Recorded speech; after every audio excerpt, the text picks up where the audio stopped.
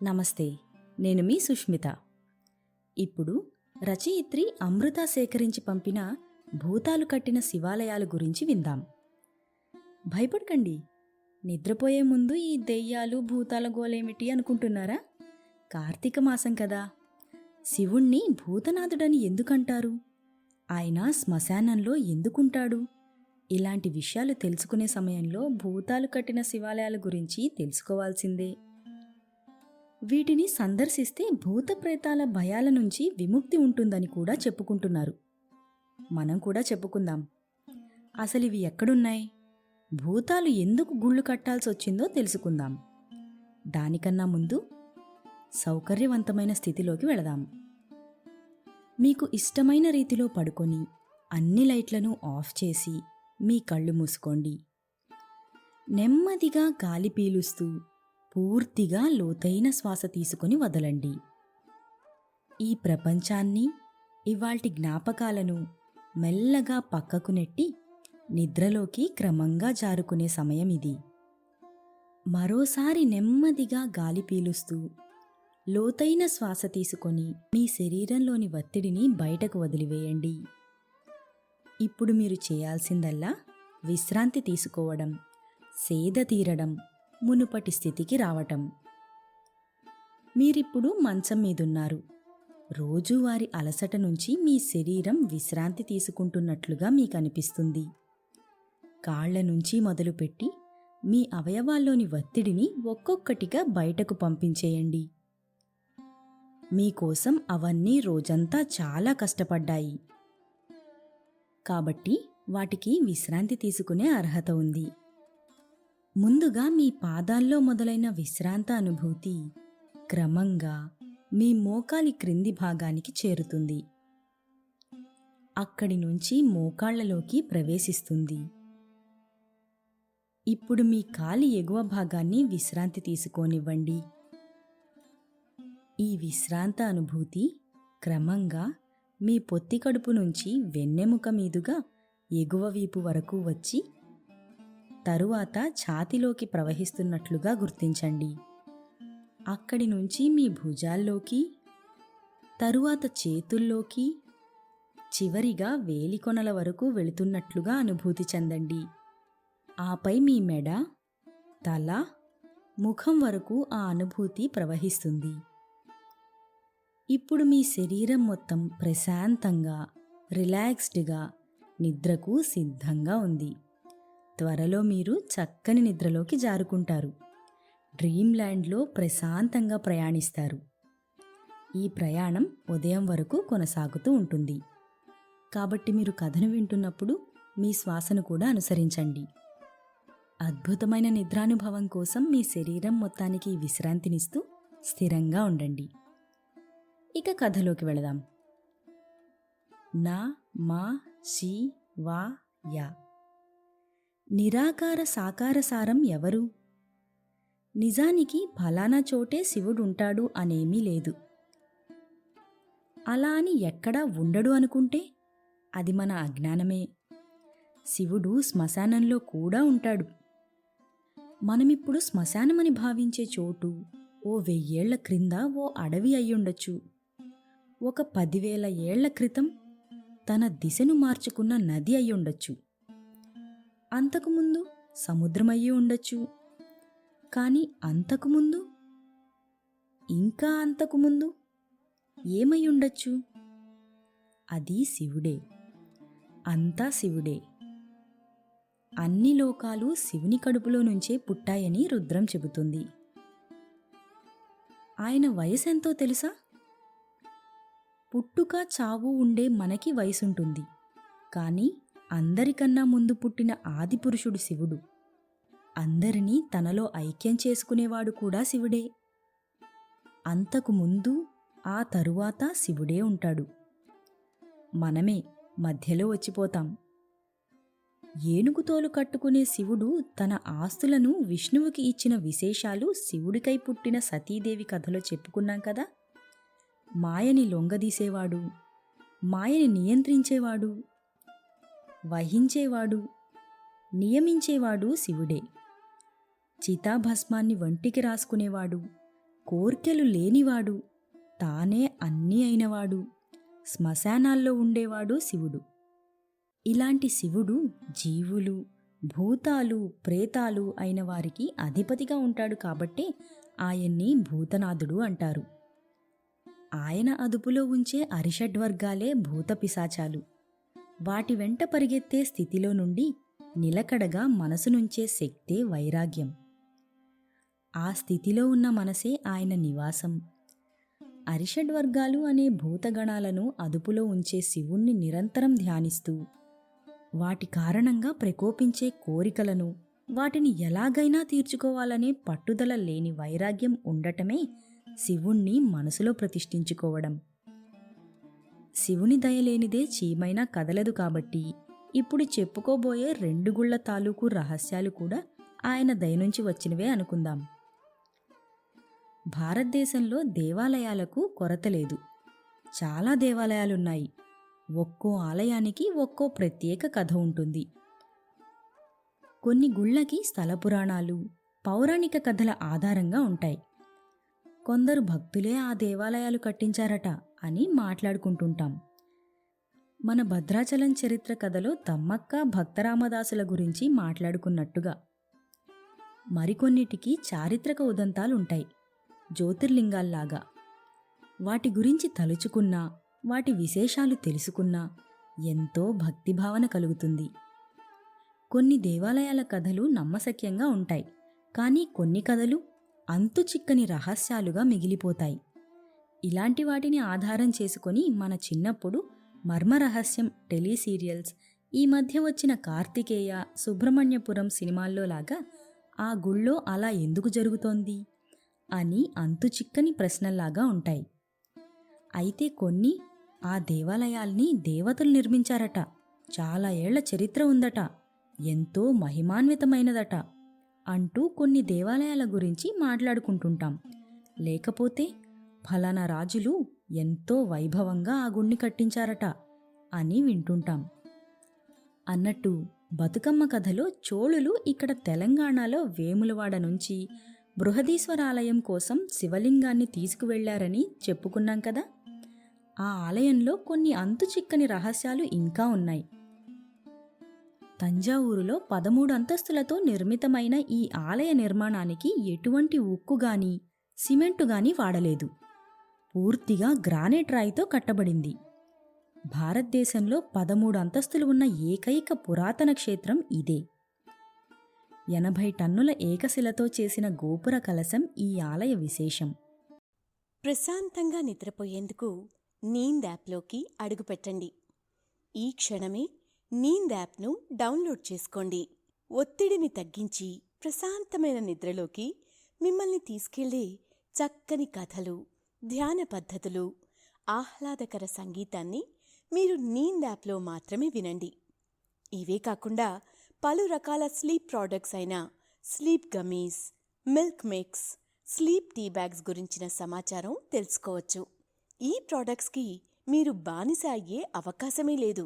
వీటిని వాడడం వల్ల మీకు ఎటువంటి సైడ్ ఎఫెక్ట్స్ కూడా ఉండవు. సంపూర్ణంగా నిద్రపోయేందుకు ఇవి సహకరిస్తాయి. మీ నిద్రానుభవాన్ని మరింత మెరుగుపరుస్తాయి. మనం మాట్లాడుకునే శబ్దాలు ఈ ఆలయంలో మళ్లీ ప్రతిధ్వనించవు. అంతటి శబ్ద పరిజ్ఞానంతో ఈ ఆలయాన్ని నిర్మించారు. మిట్ట మధ్యాహ్న సమయంలో ఈ ఆలయ గోపురం నీడ ఎక్కడా పడదు. గుడి నీడ కనబడినా గోపురం నీడ మాత్రం చూడలేము. ఈ ఆలయం మాత్రం ఇప్పటికీ అత్యద్భుతంగా కొత్తగా నిర్మించినట్లు కనిపిస్తుంది. ఈ శివాలయం ప్రపంచ వారసత్వ జాబితాలో చేరింది. అయితే ఎప్పుడన్నా ఆ శివాలయాలు దెయ్యాలు కట్టించాయట అని మాట్లాడుకున్నామా? ఈరోజు ఇప్పుడు మనం చెప్పుకోబోయే దేవాలయాలను దెయ్యాలు నిర్మించాయని అక్కడ ఉండే స్థానికులు అంటున్నారు. నమ్మలేని నిజంగా ఉన్నా మీరు నమ్మాలి. వాటి గురించి వివరాల్లోకి వెళితే, ఒక శివాలయాన్ని రాక్షసులు రాత్రికి రాత్రే నిర్మించారని చారిత్రక కథనాలున్నాయి. దెయ్యాలు గుడెలా కట్టగలవు? దెయ్యాలకు దేవాలయాల్లోకి ఎంట్రీనే లేదు. దెయ్యం నుంచి తప్పించుకోవడానికి గుడిలోకి వెళ్ళి దాక్కోవడాన్ని చాలా సినిమాల్లో చూశాం. కానీ ఇక్కడ దెయ్యాలే ఒక దేవాలయాన్ని కట్టేశాయి. అది మనుషుల కోసం. ఈ వింత ఎక్కడ జరిగిందబ్బా అనుకుంటున్నారా? ఆ గుడి కర్ణాటక రాజధాని బెంగుళూరుకు సమీపంలోని పొమ్మవర అనే గ్రామంలో ఉంది. ఆ గుడి పేరు సుందరేశ్వరాలయం. దాదాపు 600 సంవత్సరాల క్రితం ఆ ఊరిని దెయ్యాలు పట్టి పీడించేవి. అక్కడి జనాలకు నిద్ర లేకుండా చేసేవి. ఆ దెయ్యాలకు భయపడి ఆ ఊరిలో అడుగుపెట్టాలంటే బయట గ్రామాల వాళ్ళు హడలిపోయేవారు. అదే ఊరిలో బుచ్చయ్య అనే మంత్రగాడు ఉండేవాడు. బుచ్చయ్య పేరుకి మంత్రగాడే అయినా పరమశివుడికి అరివీర భక్తుడు. దెయ్యాల బాధను తట్టుకోలేక వాటి నుండి కాపాడమని ఆ ఊరి జనం బుచ్చయ్యను వేడుకోగా కొన్నేళ్లపాటు పరమశివుని ధ్యానం చేసి దెయ్యాలను ఆవాహనం చేసుకునే మంత్రతంత్రాలను తెలుసుకున్నాడు. అలాగే ఊరి జనాలకు దెయ్యాల భయం పోయేందుకు ఆ ఊరిలో ఓ శివాలయం నిర్మించాలని తలపెట్టాడు. అనుకున్నదే తడవుగా ఊరి జనం సహాయంతో శివాలయం నిర్మించాడు. కాని అక్కడ గుడి కట్టడం ఇష్టం లేని దయ్యాలు రాత్రికి రాత్రే ఆ గుడిని ధ్వంసం చేశాయి. దాంతో తీవ్ర ఆగ్రహానికి లోనైన బుచ్చయ్య శివుని వరంతో తన వద్ద ఉన్న శక్తినంతటినీ ఉపయోగించి ఆ దెయ్యాలను బంధించాడు. వాటి జుట్లను పట్టుకొని కత్తిరించాడు. బందీలైన దెయ్యాలు విడిచిపట్టమని బుచ్చయ్యను వేడుకోగా 2 షరతుల మీద బుచ్చయ్య వాటికి విముక్తి ప్రసాదించాడు. అందులో ఒకటి, ఆ దెయ్యాలు కూల్చిన గుడిని అవే తిరిగి నిర్మించాలని, రెండవది, ఇంకెప్పుడూ ఆ ఊరి జనాలకు దెయ్యాల పీడ ఉండకూడదనే షరతులు పెట్టాడు. దాంతో రాత్రికి రాత్రే దెయ్యాలు ఆ గుడిని తిరిగి నిర్మించాయి. అయితే ఈ గుడిలో మరో విశేషముంది. గుడి గోపురాలపై సహజంగా దేవతల బొమ్మలు, విగ్రహాలు ఉంటాయి కదా, కానీ ఈ గుడిలో మాత్రం అన్నీ దెయ్యాల బొమ్మలే ఉంటాయి. గుడి మాత్రమే నిర్మించి దెయ్యాలు అంతర్ధానమైపోగా ఆ గుడిలో పరమశివుని ప్రతిష్టాపన జరగలేదు. ఇప్పుడు సుందరేశ్వర స్వామి దేవాలయంగా ఆ దేవాలయం ప్రసిద్ధి చెందిన ఈ శివలింగానికి ఓ ప్రత్యేకత ఉంది. మంచినీటి బావి కోసం గుంత తీస్తుండగా ఓ శివలింగం బయటపడిందట. ఆ శివలింగం దాదాపు 8 అడుగుల ఎత్తుతో ఎంతో సుందరంగా, చూడగానే మనసుకు ఆహ్లాదాన్ని, ఆనందాన్ని కలిగించేలా ప్రశాంతమైన వచ్చస్సుతో మెరిసిపోతూ దర్శనమిచ్చింది. ఈ ప్రత్యేకమైన శివలింగం కారణంగానే ఈ గుడికి సుందరేశ్వర స్వామి ఆలయం అనే పేరు వచ్చిందని అంటుంటారు. అంతేకాదు, ఇంత ఎత్తైన శివలింగం ఆ రాష్ట్రంలో మరెక్కడా లేదని ప్రతీతి. కర్ణాటకలోని బొమ్మవర ఉన్న సుందరేశ్వర ఆలయంలో ఉన్న శివలింగం ఆ రాష్ట్రంలోనే ఎత్తైన శివలింగం. ఈ శివలింగానికి 600 సంవత్సరాల చరిత్ర ఉందంటారు. ఆ శివలింగాన్ని అక్కడ ప్రతిష్ఠించి పూజలు చేయడం మొదలుపెట్టినప్పటి నుంచి కూడా ఆ ప్రాంతవాసులకు అంతా మంచే జరుగుతుందని నమ్మకం ఏర్పడింది. అలా అప్పటి నుంచి ఆ గుడిలో పూజలు చేయడం మొదలుపెట్టారు. కార్తీక మాసంలో కర్ణాటకలోని ఈ శివాలయాన్ని దర్శించాల్సిందే. దెయ్యాల బాధ ఉన్నవారు ఈ దేవాలయాన్ని దర్శిస్తారట.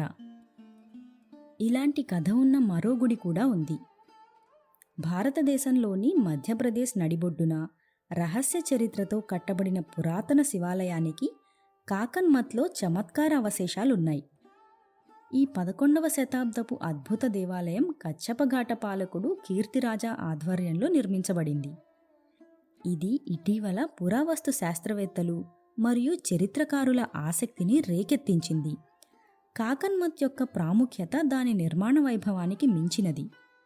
ఇది గతయుగం నాటి మేధస్సుని ప్రతిధ్వనిస్తూ ఉంటుంది. శివునికి అంకితం చేయబడిన ఈ విశేషమైన ఆలయానికి సంబంధించిన గొప్ప కథలున్నాయి. స్థానిక జానపద కథల ప్రకారం చుట్టుపక్కల గ్రామాల నివాసితులు ఈ ఆలయాన్ని ఒకే రాత్రిలో దెయ్యాలు నిర్మించాయని నమ్ముతారు. అలాగే అవి నిర్మాణం మొదలుపెట్టి నిర్మాణాన్ని మధ్యలోనే వదిలేశాయట. సిమెంటును ఉపయోగించకుండా మొత్తం నిర్మాణం ఉండేసరికి ఆలయం దెబ్బతినడం కనిపించింది. ఈ ఆలయం కూలిపోవచ్చని ఎప్పటికప్పుడు అందరూ అనుకుంటారు. కానీ ఏ భారీ వర్షాలు వచ్చినా, తీవ్రమైన గాలులతో సహా ప్రకృతి ఆగ్రహాలను కూడా తట్టుకుంది. ఈ ఆలయం ఇప్పటికీ స్థిరంగా ఉంది. దెయ్యాలు రాత్రిపూట ఈ ఆలయాన్ని నిర్మించాయని, దూర ప్రాంతాల నుండి రాళ్లను ఖాళీ క్షేత్రానికి తరలించాయని స్థానిక జానపద కథలు సూచిస్తున్నాయి. ఈ ఆకర్షణీయమైన పురాణం సుదూర ప్రాంతాల నుండి ప్రజలను ఆకర్షించింది. దాని గొప్ప చరిత్ర, అద్భుతమైన నిర్మాణ శైలిని పరిశోధించడానికి ఆసక్తిని కలిగించింది. కొందరు ఆలయం యొక్క మన్నికను అసాధారణమైన అదృశ్య శక్తికి ఆపాదించగా, మరికొందరు రాళ్ల యొక్క ఖచ్చితమైన సమతుల్యత కారణంగా దాని స్థిరత్వాన్ని విశ్లేషిస్తారు. స్థానిక జానపద కథల ప్రకారం కాకనవతి లేదా కాకనాడే అని పిలువబడే సూరజ్పాల రాణి నుండి కాకన్మత్ అనే పేరు వచ్చింది. ఈ పురాణం ప్రకారం చారిత్రాత్మకత చర్చనీయాంశంగా మిగిలి ఉండగా, మరొక సిద్ధాంతం ప్రకారం ఈ ఆలయానికి ఆ పేరు కనక్ అంటే బంగారం కాబట్టి, మఠ అంటే పుణ్యక్షేత్రం కాబట్టి ఆ రెండు పదాల కలయిక నుండి ఈ పేరు వచ్చిందని కూడా అంటూ ఉంటారు. వాస్తవానికి కనక్ మఠ్ ఆలయ సముదాయంలో భాగంగా ఉంది. దాని చుట్టూ 4 అనుబంధ దేవాలయాలున్నాయి. నేడు మధ్య దేవాలయం యొక్క అవశేషాలు మాత్రమే మిగిలి ఉన్నాయి. దాని బయట గోడలు, బాల్కనీలు పాడయ్యాయి.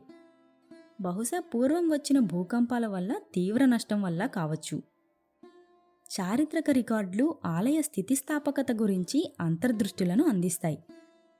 1393-94 CE నాటి ఒక సాంస్కృతిక శాసనం దుర్గాప్రసాద్ నేతృత్వంలోని విస్తృతమైన పునర్నిర్మాణ ప్రయత్నాలను వివరిస్తుంది. మహాదేవ దేవాలయంకి కొత్త జీవం పోస్తుంది. అదనంగా 1440-41 CEలో స్తూప శాసనం గ్వాలియర్లోని తోమారా పాలకుడైన దుంగారా పాలనలో దేఖానా యొక్క తీర్థయాత్రను వివరిస్తుంది. ప్రశాంతంగా నిద్రపోయేందుకు నీంద్ యాప్లోకి అడుగుపెట్టండి. ఈ క్షణమే నీంద్ యాప్ను డౌన్లోడ్ చేసుకోండి. ఒత్తిడిని తగ్గించి ప్రశాంతమైన నిద్రలోకి మిమ్మల్ని తీసుకెళ్లే చక్కని కథలు, ధ్యాన పద్ధతులు, ఆహ్లాదకర సంగీతాన్ని మీరు నీంద్ యాప్లో మాత్రమే వినండి. ఇవే కాకుండా పలు రకాల స్లీప్ ప్రోడక్ట్స్ అయిన sleep gummies, milk mix, sleep tea bags గురించిన సమాచారం తెలుసుకోవచ్చు. ఈ ప్రోడక్ట్స్కి మీరు బానిస అయ్యే అవకాశమే లేదు. వీటిని వాడడం వల్ల మీకు ఎటువంటి సైడ్ ఎఫెక్ట్స్ కూడా ఉండవు. సంపూర్ణంగా నిద్రపోయేందుకు ఇవి సహకరిస్తాయి. మీ నిద్రానుభవాన్ని మరింత మెరుగుపరుస్తాయి. ఇది ఆలయ చారిత్రక ప్రాముఖ్యతను మరింత సుస్థిరం చేస్తుంది. దాని సాంస్కృతిక మరియు చారిత్రక విలువలకు గుర్తుగా archaeological survey of India Kanak మఠ్ను జాతీయ ప్రాముఖ్యత కలిగిన స్మారక చిహ్నంగా వర్గీకరించింది. ఈ హోదా భారతదేశం యొక్క గొప్ప వారసత్వానికి సజీవ సాక్ష్యంగా ఆలయ పాత్రను నొక్కి చెబుతుంది. కనక్ మఠ్ వాస్తుశిల్పం ఆశ్చర్యం కలిగించే విధంగా ఏమీ ఉండదు. దీని నిర్మాణంలో గర్భగుడి, వసారా, 2 హాలులు, గూఢమండపం మరియు ముఖమండపాలు ఉన్నాయి. గర్భగుడిలో 3 ప్రదక్షిణలతో ప్రదక్షిణ మార్గాన్ని చూస్తాము. గూఢమండప పార్శ్వ ట్రాన్స్పోర్ట్లు మరియు అలంకరించబడిన స్తంభాల సమూహంగా ఉన్నాయి. గూఢమండపం యొక్క 4 స్తంభాలతో వెస్టిబ్యూల్ సమలేఖనం చేయబడి సామరస్యపూర్వకమైన నిర్మాణ సింఫనీని సృష్టిస్తుంది. అన్నిటికంటే పైకి ఎత్తైన శిఖరం దాదాపు 30 మీటర్ల ఎత్తుకు చేరుకుంటుంది. దేవాలయం యొక్క మనోహరమైన అవశేషాలలో 2 అద్భుతమైన సింహాల విగ్రహాలుంటాయి. అవి ఒకప్పుడు దాని ప్రవేశ ద్వారంలో అలంకరించి ఉండేవి. నేడు ఈ విగ్రహాలు గ్వాలియర్లోని ఆర్కియాలజికల్ మ్యూజియం ప్రవేశ ద్వారం వద్ద ఉన్నాయి. ఇవి భారతదేశ కళాత్మక వారసత్వం యొక్క ఈ భాండాగారానికి దారితీసిన అనేక ఇతర శిల్పాలలో చేరాయి. ఈ గుళ్లే కాకుండా ఉత్తరప్రదేశ్లోని హాపూర్లో సింహవోలి దతియానా గ్రామంలో శివాలయం కూడా ఇలాంటి కథనం ఉన్నదే. స్థానికంగా భూతోన్వాలా మందిర్ అని పిలువబడే ఈ ఆలయాన్ని దెయ్యాలు రాత్రికి రాత్రే నిర్మించాయని నగర పురాణాలు పేర్కొంటున్నాయి. ఈ పురాతన ఆలయం ఎర్ర ఇటుకలతో కట్టబడింది. ఇటుకలను కట్టడానికి సిమెంట్ లేదా మోర్టార్ ఉపయోగించలేదు. దాదాపు 1000 సంవత్సరాల నాటిదని నమ్ముతున్న ఈ ఆలయం శతాబ్దాల తరబడి వాతావరణ మార్పులను తట్టుకొని చెక్కు చెదర్లేదు. ఆలయ శిఖరం వర్షాల వల్ల పాక్షికంగా దెబ్బతింది. దానిపై చాలా ఆల్గే ఇప్పుడు ఏర్పడుతోంది. సిమెంట్ మరియు మోటార్ ఉపయోగించి స్థానిక ప్రజలచే చాలా కాలం తరువాత శిఖరాన్ని నిర్మించారు. కానీ సగం ఆలయాన్ని దెయ్యాలు నిర్మించాయని ఆలయ 4వ తరం పూజారి పండిట్ రాకేష్ గోస్వామి చెప్పారు. ఆలయ శిఖరాన్ని ఆ తరువాత ఎందుకు నిర్మించాల్సి వచ్చిందనే దానిపై ఆసక్తికరమైన కథనాన్ని కూడా పంచుకున్నారు. సూర్యుడు ఉదయించే సమయానికి దెయ్యాలు విడిచిపెట్టవలసి వచ్చినందున శిఖర నిర్మాణం అసంపూర్తిగా మిగిలిపోయింది. స్థానిక ప్రజలు తరువాత నిర్మించారు, ఆలయాన్ని పూర్తి చేశారు. 1980లో శిఖరానికి పగుళ్లు ఏర్పడ్డాయి. మొత్తం ఆలయానికి భిన్నంగా పునర్నిర్మించవలసి వచ్చింది. కానీ వాతావరణ మూలకాల వల్ల ఎటువంటి హాని జరగదు. అయితే స్థానిక ప్రజలు భూతోన్వాలా మందిర్కి ఎంతో భక్తిగా సందర్శిస్తున్నారు. ఈ భూతాల దేవాలయం నిజానికి ఈ గ్రామాలను విపత్తు నుండి కాపాడుతుందని, వర్షం, వడగళ్ళు, తుఫాను లేదా వ్యాధి కారణంగా ఎటువంటి నష్టాన్ని ఇప్పటి వరకు ఎదుర్కోలేదని స్థానికుల నమ్మకం. అతివృష్టి, అనావృష్టి సమయాల్లో ఇతర ప్రాంతాల్లో రైతులు భారీ నష్టాలను చవిచూసి ఆత్మహత్యలకు పాల్పడినప్పుడు కూడా ఈ గ్రామంలోని వారికి ఎటువంటి ప్రభావం లేదని చెప్పుకుంటారు. గ్రామం మరియు చుట్టుపక్కల ప్రజలు కూడా ఈ ఆలయం దెయ్యాలచే నిర్మించబడిందని, భూతనాథుడి ఆశీర్వాదమని ఒకవైపు నమ్మినా, స్థానిక చరిత్రకారులు, హేతువాదులు దీనిని పుకారుగా కొట్టిపారేస్తారు. ఈ ఆలయాన్ని ఎవరు నిర్మించారనేది స్పష్టంగా తెలియనప్పటికీ, గుప్తుల కాలంలో ఇటుక దేవాలయాలు ప్రసిద్ధి చెందిన 3వ శతాబ్దంలో నిర్మాణ సంకేతాలను వాస్తుశిల్పం చూపిస్తుందని వారంటారు. అలాగే ఆలయపు రాళ్లపై గుప్తుల కాలం నాటి శిల్పాలు కనిపిస్తాయి. శత్రువుల దాడి నుండి రక్షించుకోవడానికి దెయ్యాలు ఆలయాన్ని నిర్మించాయని, స్థానిక ప్రజలు పుకారును సృష్టించి ఉండవచ్చని కూడా అనేవారున్నారు. స్థానికులు మాత్రం తమ నమ్మకానికి కట్టుబడి అక్కడ ఫోటోలు కూడా తీయకుండా నియమనిష్టలతో వచ్చి శివుడికి పూజలందిస్తున్నారు. ఏది ఏమైనా దేవుడుంటే దెయ్యము ఉంటుంది. అయితే దేవుడు అన్ని శక్తులకి అతీతమైనవాడు, అన్ని జీవుల్లో ఉన్నవాడు, జీవులను పుట్టించి వెంట ఉండేవాడు, తనలో కలుపుకునేవాడు అనుకోవడంలో ప్రశాంతత లభిస్తుంది. కానీ ఓ ఆలయం ఉంటే దాన్ని ఎవరో ఒకరు కట్టించే ఉంటారు కదా. అలాగే ఈ విశ్వం ఉన్నప్పుడు దాన్ని కూడా ఎవరో ఒకరు సృష్టించే ఉంటారు కదా. అంతుచిక్కని ప్రశ్నలకు సమాధానమే శివం. శివనామం శక్తివంతమైనది. శ్రీకరం, శుభకరం అయిన దాన్నే, మంగళకరమైన దాన్నే శివం అంటారు. శివుని నామజపంలోనే వసి అనే శబ్దం వస్తుంది. అన్నిటినీ వశం చేసుకునేవాడు ఆయనే. విశ్వమంతా ఆయనలోనే ఉంది. అందుకే బ్రహ్మ విష్ణువులు ఆయన ఆది అంతం కనుక్కోలేకపోయారు. శివపురాణం ప్రకారం శివుడు నాశనం చేయలేని ఓ మహా విశ్వశక్తి, విశ్వమంతా నిండి ఉన్న శక్తి. భూతనాథుడు అంటే గతించిపోయిన కాలానికి అధిపతి. ఇక్కడ గతం అంటే మనం చూస్తున్న వర్తమానమైన మరొక మనిషికి, ప్రాంతానికి జరిగిపోయిన కాలం. అలాగే సమస్త జీవులకి, జీవరాశులకి, గతించిపోయిన ప్రాణవాయువులకి, భూత, ప్రేత, పిశాచ, కిన్నెర, కింపురుష, పురుష, దానవ, దైవ, గంధర్వ, అప్సర, యక్ష, శాకిని, డాకినీలకి ఆయనే అధిపతి. అన్ని స్వరూపాలు ఆయన ఆజ్ఞలోనే ఉన్నాయి. ఇవి కాక భూమి, నీరు, అగ్ని, ఆకాశం, గాలి అనే 5 మూలాల తత్వానికి ఆయనే ప్రధాన కారణం. మన శరీరాలు కూడా ఈ పంచభూతాలతో నిర్మితమయ్యాయి. వీటన్నిటికీ అధిపతి కాబట్టే శివుణ్ణి భూతనాథుడు అన్నారు. సంపాదించిన ఆస్తి, అంతస్తు, పేరు, ప్రఖ్యాతి చావు వరకు, కట్టుకున్న భార్య గడప వరకు, కన్న కొడుకు కాటి వరకు, వేసుకున్న బట్ట చితి వరకు, ఒక్కసారి తల పగిలిపోయాక ఇంకెవరు దిక్కు? అంత అపవిత్రమైన చోటు కాబట్టి నా కోసం ఎవరూ రారని నువ్వు బాధపడకు. నీకోసం అక్కడ నేను ఎదురుచూస్తుంటానని చెప్పడానికి శ్మశానం, భూతప్రేతాల మధ్య ఉంటాడు శివుడు. నేను, నా వాళ్ళు, నా సంపద, నా ఆస్తి అనుకొని విర్రవీగినా రేపు కట్టెకాలాక చితాభస్మం అవ్వాల్సిందే, శివుడిలో ఐక్యం అవ్వాల్సిందే. మరణమంటే విముక్తి అని చెప్పడానికి శివుడు అక్కడ ఉన్నాడు. శివతత్వం గురించి ఓ మాట చెప్పుకుందాం. శివుడు ఉండేది ఏదో 4 గోడలు కట్టిన గుళ్ళోనో లేక కంచె వేసిన ఒక ప్రదేశంలోనో శివాలయాల్లోనో కాదు. మరెక్కడుంటాడు? వేడి తట్టుకోలేక నీటిని ఆశ్రయించి, చలిని తట్టుకోలేక వేడిని ఆశ్రయించి, వానలు కావాలని, ఎక్కువగా పడితే వద్దని, డబ్బు లేకపోతే కావాలని, ఉంటే ఇంకా సంపాదించాలని, ఇంకా ఉంటే పదవి కావాలని, ఘడియ ఘడియకు ఆశలను మార్చుకునే మనసులో కోరికలను తీసేసి శివుడు, శివతత్వం, దైవనామం నిండి ఉన్నప్పుడు అరిషడ్వర్గాలు మనసులో నుంచి తాత్కాలికంగా వెళ్ళిపోతాయి. కోరికలు నెమ్మదిగా కరిగిపోతాయి. అలా దైవనామంతో నిండిన మనసే శివస్థానం. కాబట్టి శివుడి తత్వాన్ని అర్థం చేసుకుందాం. కార్తీక మాసంలోనే కాదు, ఏ మాసంలోనైనా శివుడి కథలు వింటూ, వీలైతే ఇంకొన్ని ఇతర నీన్ కథలు కూడా వింటూ హాయిగా నిద్రలోకి జారుకుందాం. ఇక సెలవా మరి. శుభరాత్రి.